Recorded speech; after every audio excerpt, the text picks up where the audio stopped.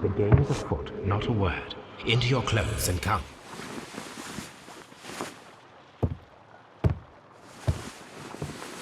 I'll wait for you in the sitting room. I've just received a note from Inspector Lestrade, a letter from the suburbs.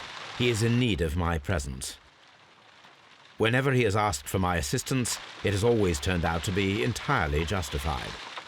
I fancy that every one of his cases has found its way into your collection. Yes, they all seem worthy of... However, I regret your fatal habit of looking at everything from the point of view of a story instead of a scientific exercise. Oh, Holmes, you...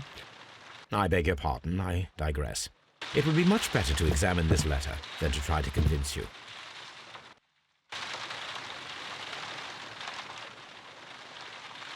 I agree with you, Toby, that Watson's shoe is preferable to Mrs. Hudson's cold cuts. The letter is on the table, Holmes. You should take a look.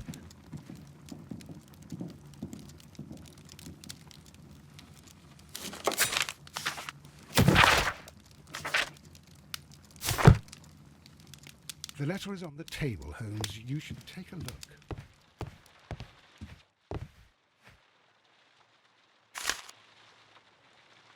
I can tell from Lestrade's handwriting that he was in a hurry when he wrote this letter.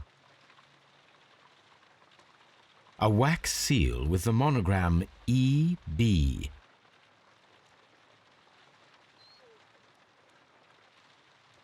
The Brackenstall family coat of arms.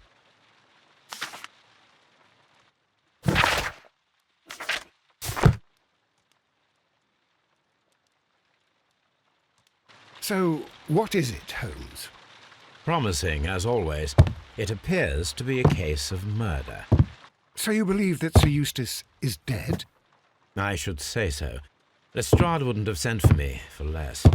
His writing shows considerable agitation, and he is not an emotional man. These people belong to high society. The quality of the writing paper, the E.B. monogram, their coat of arms. The crime was committed before midnight. Holmes, how can you possibly tell? Well, it is all thanks to Lestrade. He wrote his letter at 3:30 in the morning. Imagine the chain of events before that. The local police had to be called in. Scotland Yard was notified. Lestrade himself had to make haste there, and finally compose the letter he sent to me. All of that makes for a fair night's work. It makes sense. Lestrade also speaks of the woman he released. That seems to indicate that she had been held somewhere during the crime. Much time has been wasted. Let us find a cab and go to Abbey Grange immediately.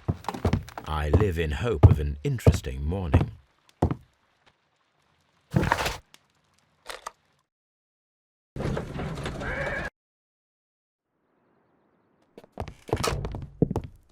Ah, Mr. Holmes and Dr. Watson, here you are.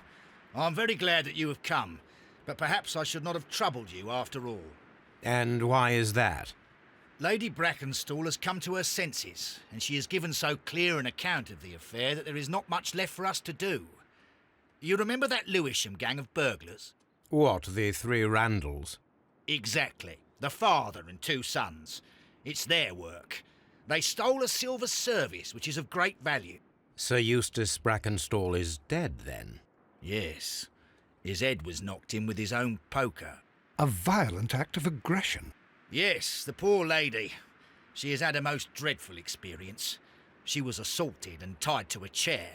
But I think that you would best see her and hear her account of the facts. She's in the morning room with her maid, Teresa Wright. Where is the body of the deceased? In the dining room. We haven't touched anything. All right, I'm going to examine it. Very good, Watson.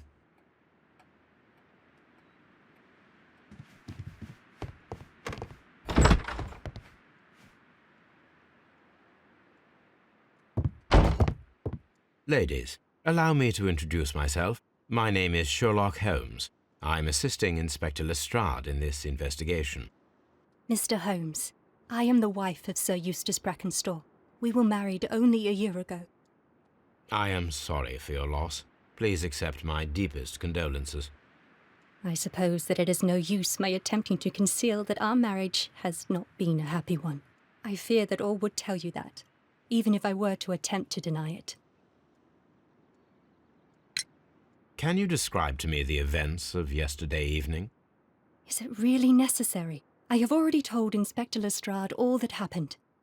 Yes, madam, it is. I will tell you then. Sir Eustace retired about 10:30. I sat in this room until after 11, absorbed in a book. Before I went upstairs, I entered the dining room to fetch a candle and... oh God. Please, go on. As I approached the French window, I found myself face to face with an elderly, broad-shouldered man who had just stepped into the room. Close behind the first man, I saw two others. One of them struck me a savage blow with his fist and felled me unconscious to the ground. And then? When I came to myself, I found that they had secured me tightly to a dining room chair. It was at that instant my unfortunate husband entered the room. He fought with the intruders? Yes, I think he had heard them, for he was holding his stick. But they were three, and he eventually succumbed. One of them, the elder one, struck him a terrible blow with the poker. I fainted once more. When I opened my eyes, they had withdrawn. Then my brave Teresa came to my assistance. Did these three villains steal anything? Yes, I found that they had taken the silver from the sideboard, but you can see for yourself in the dining room.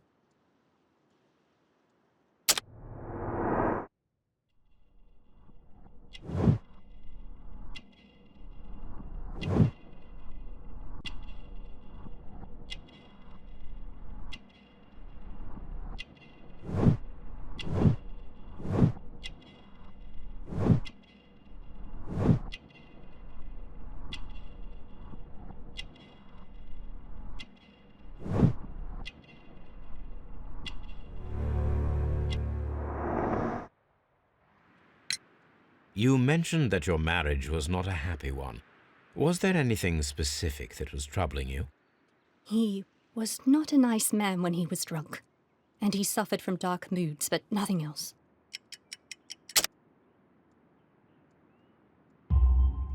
The bruises on your hands are at least 1 week old. Your husband caused those bruises? Oh, do you? Yes, he did. He was very angry at the time.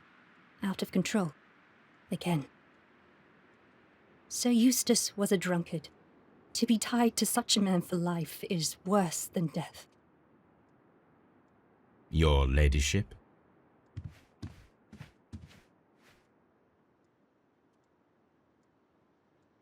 Teresa, I would like to hear your testimony. Certainly, sir. As I sat by my bedroom window, I saw 3 men in the moonlight down by the lodge gate.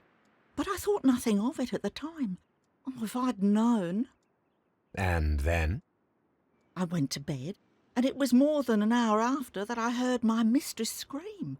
And down I ran, to find her tied to the chair and him on the floor with his head smashed.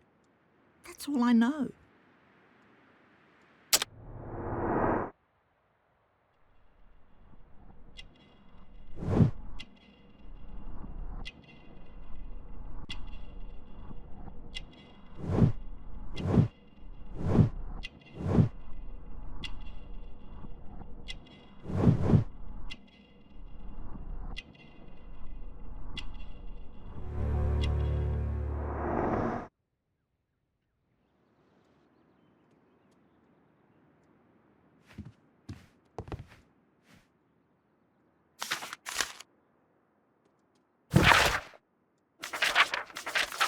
The description of the Randall gang provided by Lady Brackenstall is identical to the one in the Times article.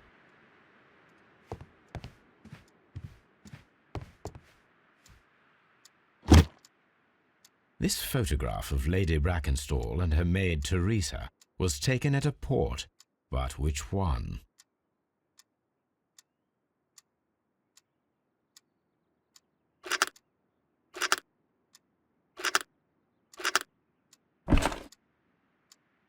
So the lady and her maid came from Australia a year and a half ago on this ship.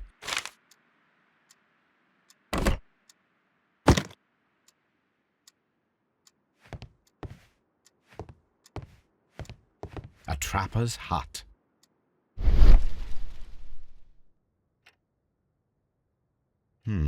These scratches are most definitely made by the picture frame.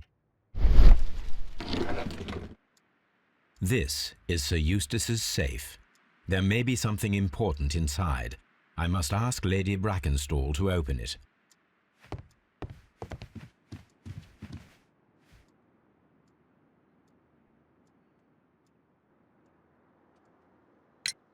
Lady Brackenstall, could you open this wall safe? No, it is my husband's safe. I do not know the combination. We have to open it. Your ladyship? Let us try to open this safe. This safe can be cracked. I only have to pay attention. The dial will vibrate when it is set to the correct number.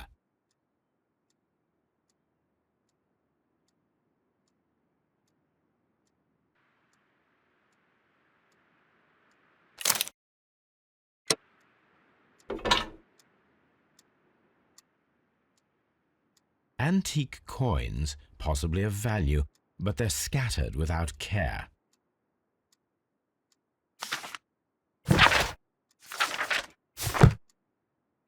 It is common practice to keep one's valuables in a safe behind a painting.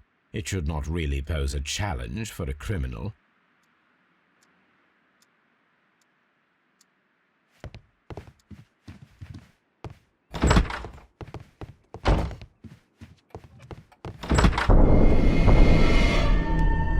You should examine the body of Sir Eustace Brackenstall.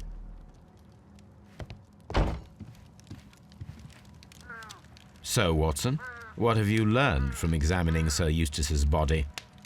Well, I can confirm that the death was instant. Sir Eustace was facing his attacker when he received the blow to his head.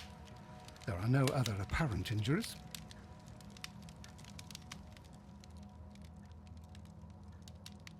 The head was cracked with the force of the blow.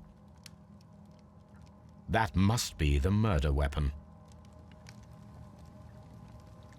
Quite a large stick, a formidable weapon. Barefoot, he had therefore been in bed and did not have time to fully dress. It is covered in blood. Sir Eustace might have struck his head upon it while falling from the blow. That is one possible explanation.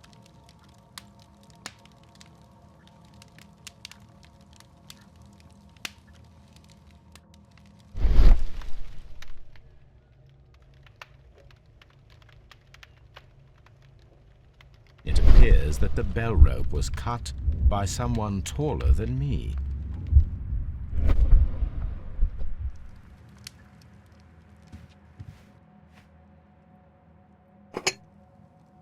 This glass has some wine traces, but no visible beeswing. This glass has some wine traces, but no visible beeswing. There is beeswing at the bottom, as if the wine had not been decanted before being poured. It is rather strange that only one of these glasses has dregs of beeswing inside it, while the other two are clear. Chateau Calon-Ségur, French wine, Grand Cru. A decanter standing next to the open bottle, an inseparable pair indeed.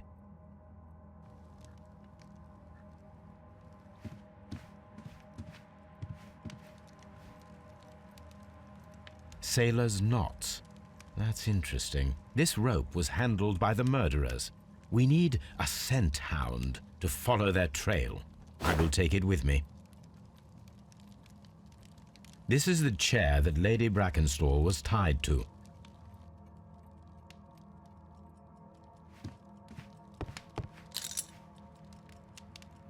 This candlestick is valuable. It is interesting that it was not also stolen. These wine bottles are expensive and mostly from France. A bottle of wine is missing here. An empty silverware box. It appears that the intruders have stolen the contents. The criminals did not thoroughly ransack the house. They only took a little silverware. This door leads to the upstairs bedrooms. Apparently the criminals did not venture there.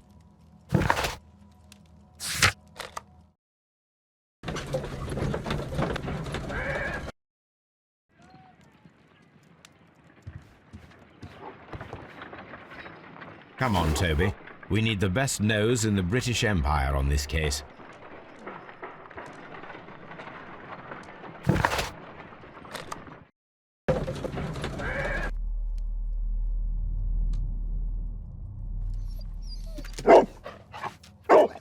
Search, Toby.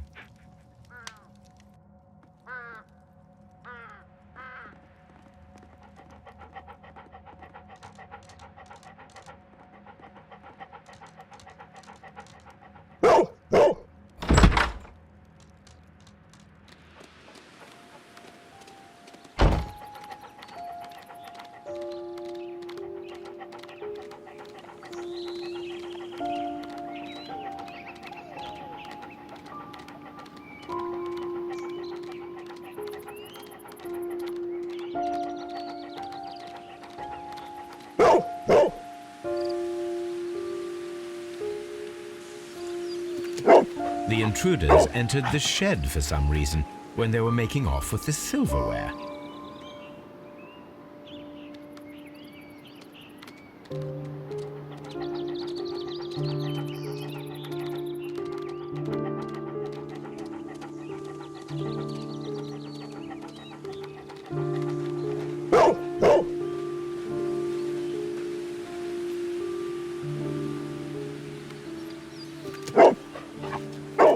The scent leads to the well. I should check it.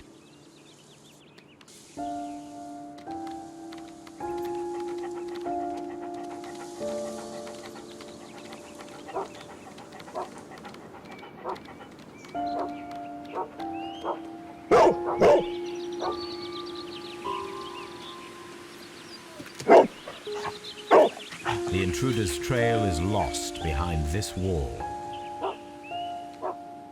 The criminals left the house through the French window. They walked to the shed, then across to the well, before fleeing by climbing over the wall. I wonder why they chose such a winding route.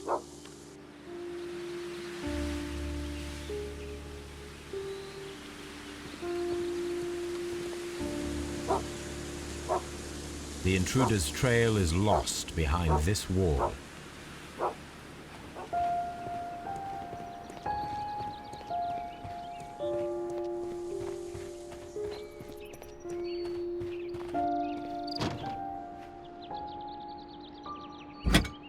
This hook might be useful.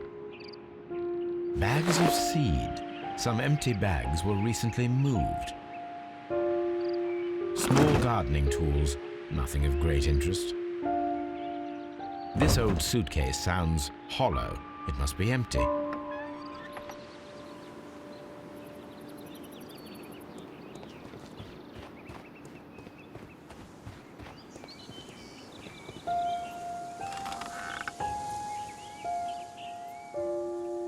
There's something glittering at the bottom there, but how can I reach it?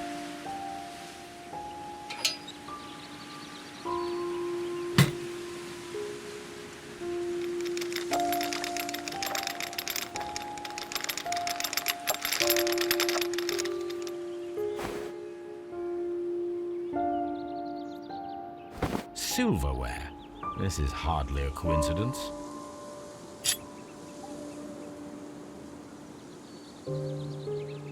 The Brackenstall coat of arms. It appears that we have found the stolen silverware.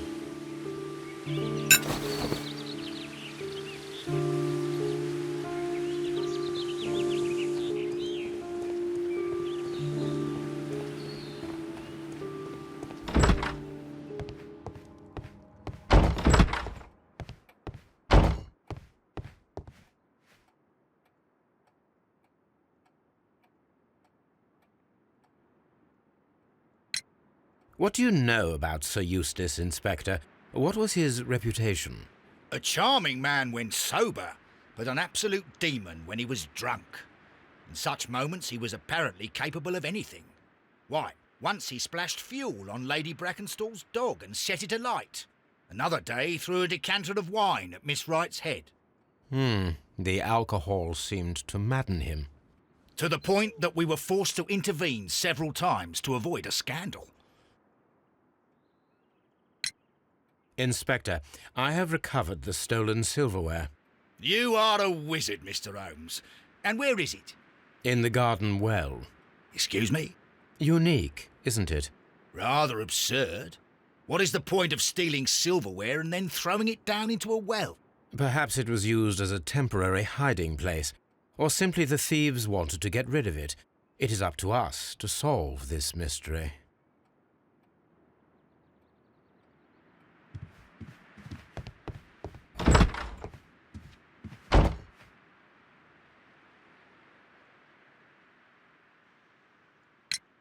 There are 3 glasses on the dining room table. I was wondering if... Oh, I forgot. When I came to myself the first time, each of them had a glass in his hand. They might have been a father and his 2 sons. They talked together in whispers, and then they left. We found your silverware, Lady Brackenstall. It had not been taken very far. Is that true? I am very thankful to you, Mr. Holmes. Your ladyship?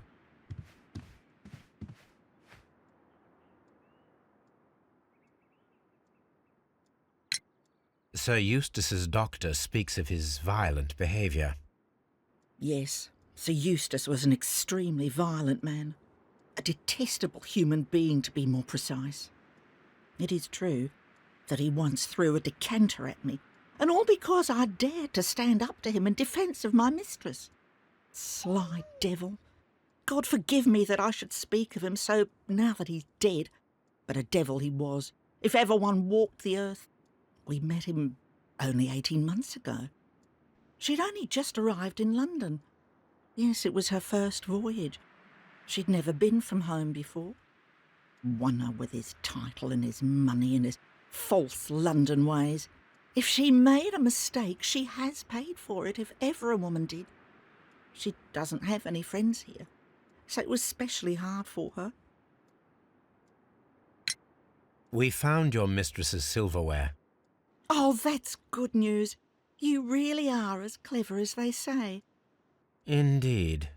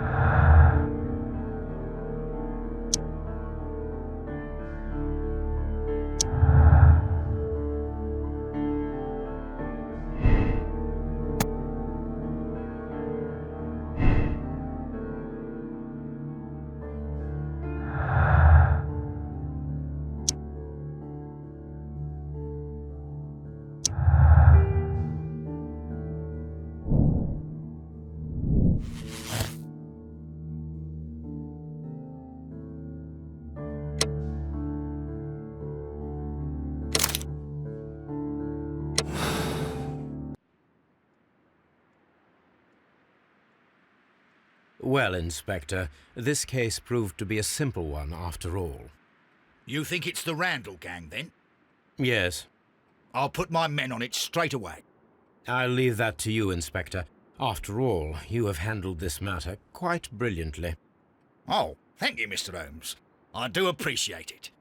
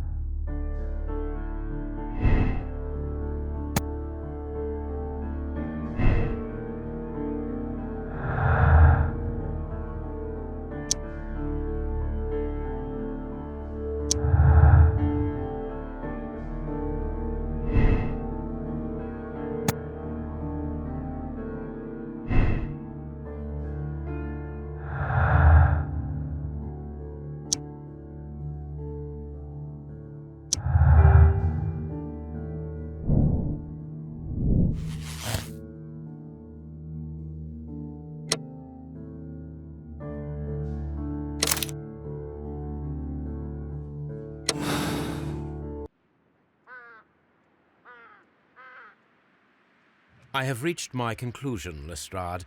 I regret that your culprits are in the next room. Lady Brackenstall and her maid? Yes, and their mise en scene after the death of Sir Eustace can only point to premeditation. That's terrible. Follow me. I'm going to arrest them.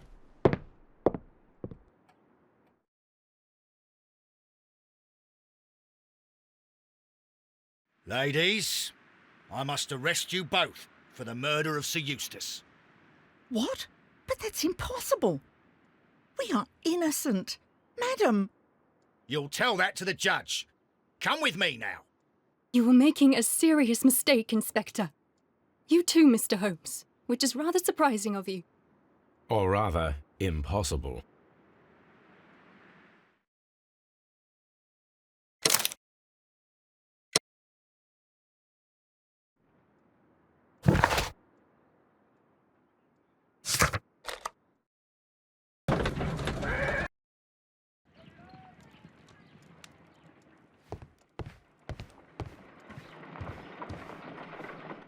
Let us see how the rope was cut. The fibers at the end of the rope are smoothly cut. Let us try to find out what tool was used to cut the rope.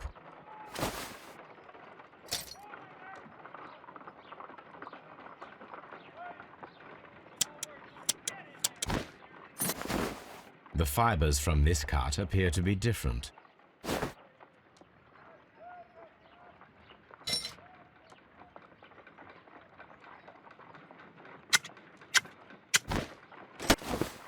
The fibers from this cut appear to be different.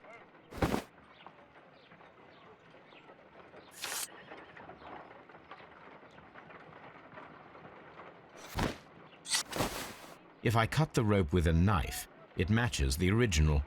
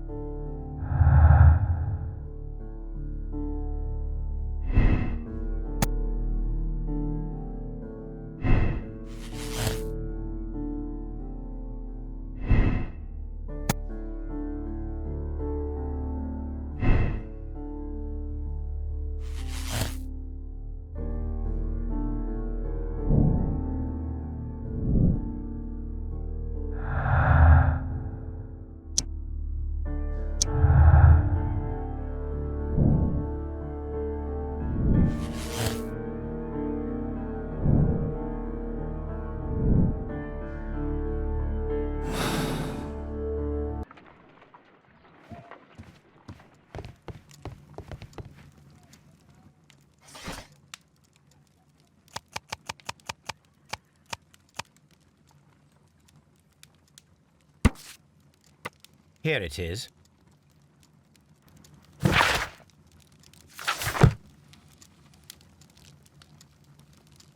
The shipping company, the Adelaide, Southampton, London line, and its address. Interesting.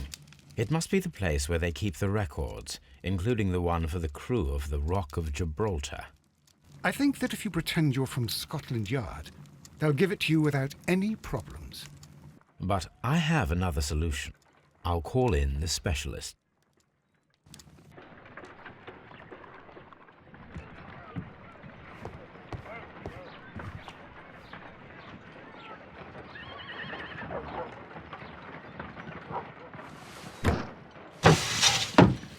Wiggins, could you come upstairs, please?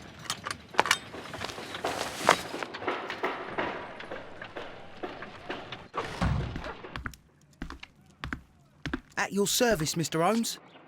I need a register, my young friend. If you could borrow it, there will be half a guinea for every one of you. I need the crew list of the Rock of Gibraltar in 1893 and their current employment. I'm straight on it, Mr. Holmes. Do you really think they'll find it, Holmes? My secret police is better than the Yard in many ways.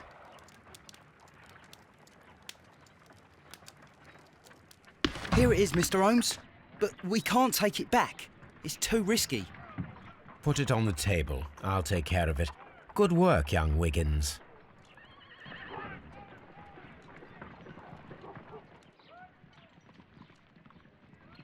This list shows the senior officers of the Rock of Gibraltar, on which Lady Brackenstall and her maid made their voyage. Lady Brackenstall does not know anyone in England.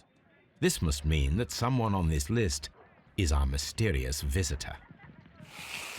And these are the lists of the senior officers of the Adelaide, Southampton, London Line ships. Let us find out who was in London upon November the 7th. This officer is still at sea, therefore he cannot be involved. This officer is still at sea, therefore he cannot be involved. This officer was on a ship that sailed half a month ago. He wasn't in London at the time of the crime. This officer was on a ship that sailed half a month ago. He wasn't in London at the time of the crime.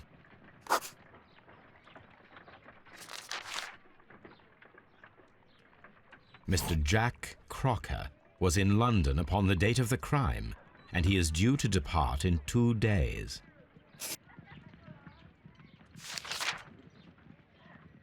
This officer is still at sea, therefore he cannot be involved. This officer is still at sea, therefore he cannot be involved. Captain Jack Crocker is our mysterious visitor. He was the only one around at the time of the murder.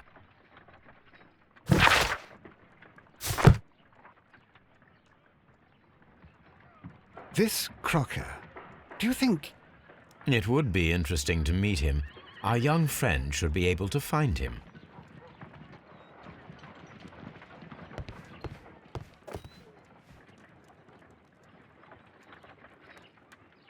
Wiggins, could you find a way to bring this Captain Crocker here to us? Here? Holmes, that could be dangerous. No problem, Mr. Holmes.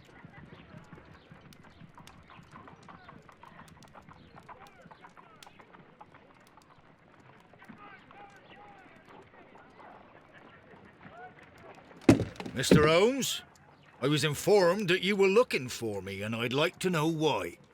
Yes, it is important that we talk. You will soon understand why. You are acquainted with Lady Mary Brackenstall, are you not? Yes, I think I do remember her, from when I was first officer, but I still don't see... It seems your relationship went beyond that of mere passenger and first officer. How dare you? Indeed, how reckless a feeling is love, particularly if one is prepared to commit a murder in its name. Explain yourself this instant. You are aware that the murder made the headlines of the morning press. You read the newspaper report, but to your dismay, found it much fabricated. Once you learned that I wanted to see you, you came straight away. You needed to know what I had found. You... and what do you know? That evening, you were with Lady Brackenstall, despite the danger. I'm not afraid, Mr. Holmes. Besides, all of this is just guesswork. You would be right if there was no evidence. What then?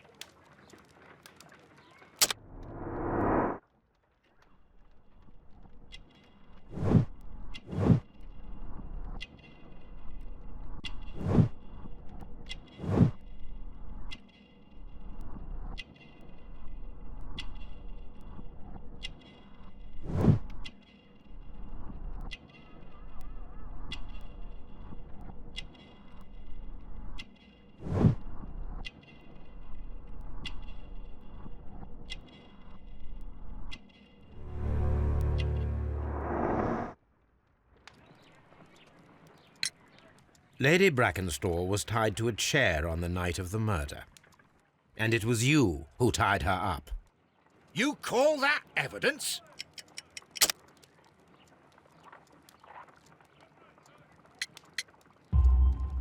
Yes, as she was tied with a sailor's knot. Your handiwork.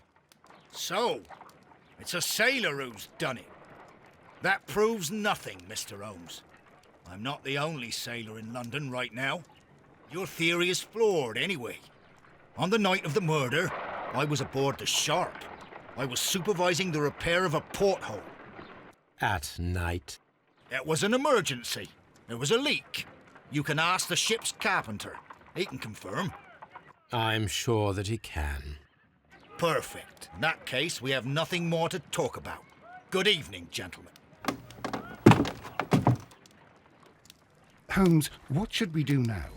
Would you like to check his alibi? No, there is no doubt that these men will testify in his favor, and there will be no way to check. So, what then?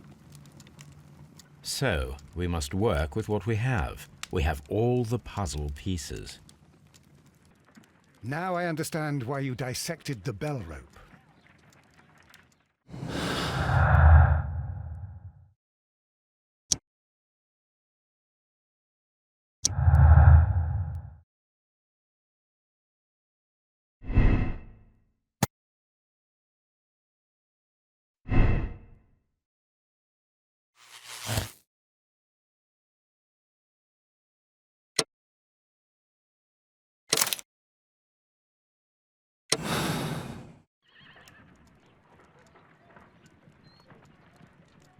Wiggins, could you ask Mr. Crocker to come here again, please? Right away.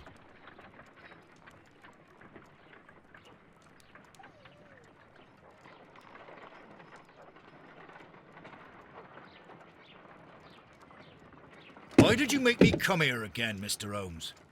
It is over. I know that it was you who killed Sir Eustace Brackenstall. What?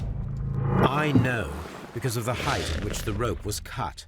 The knife used was a sea knife, the knots were sailor's knots, and not least the sheer force that was put behind the killing blow. And because you are the only one who knows Lady Mary Brackenstall in London. And because you love her. It's true. It is time for you to tell us the whole truth. I admit that I loved Mary madly from the first day that I met her. But I never did come to visit her, for I believed that she was in a happy household.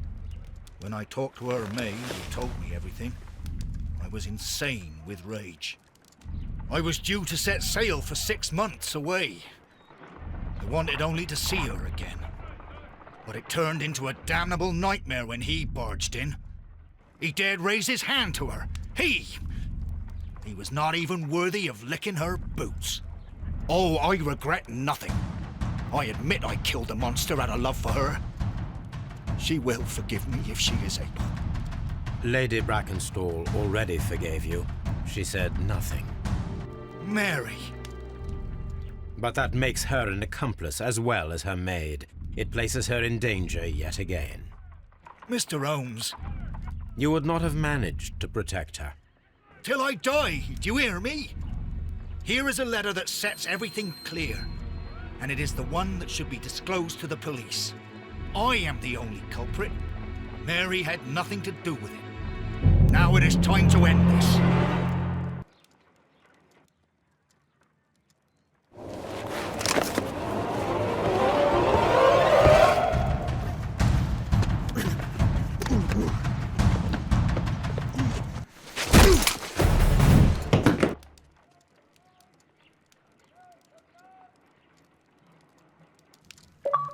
You should have let me die. How can I live if Mary suffers? I am sorry, Captain Crocker, but there has been quite enough death in this case.